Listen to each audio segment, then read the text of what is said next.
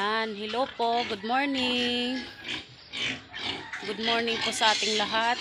Lahat po ng mga kapwa ko po nag-aalaga ng mga baboy. Yan, magandang umaga po. Nandito po ako ngayon sa kulungan ng mga baboy. Magpapakain po kasi ako. Bago po ako magpakain, syempre, maglilinis po muna tayo ng tangkal. Yan. At magpipili na din po ako ng yung mga kinuha ko na na mga kanin-kanin sa mga kapitbahay. Yan. Papakain ako kasi yung mga alaga ko gutom na.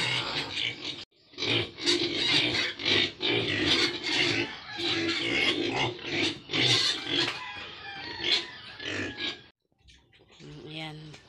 Yan po mga kabakyard, kumakain na sila. Yan po ay 1 buwan pa lang. Ayan. Pinakain ko na po yan sila. Tsaka yung nandun din po sa kabila, si Mama Pig. Yan. Binigyan ko na po ng pagkain nung natapos po ako magbili ng pagkain.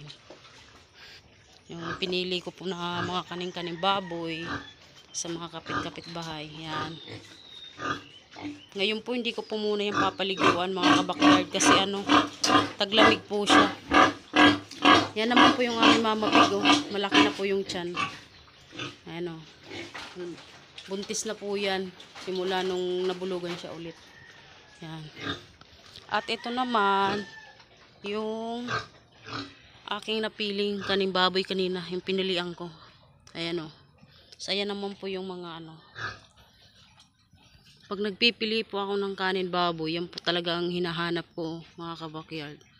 Yung toothpick, tapos yan mga buto. Yan. So ayun nga po mga kabakyard, tapos na rin po ako magpili po ng kanin baboy. At tapos ko na rin silang bigyan ng pagkain kasi po kanina ang ingay-ingay nila. Ayun po mga kabakyard, maraming salamat po sa lahat po ng mga nanonood po ng aking video.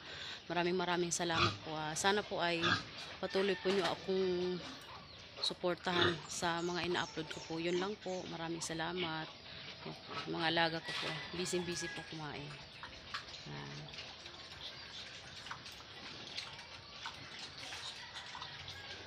Yan po sila.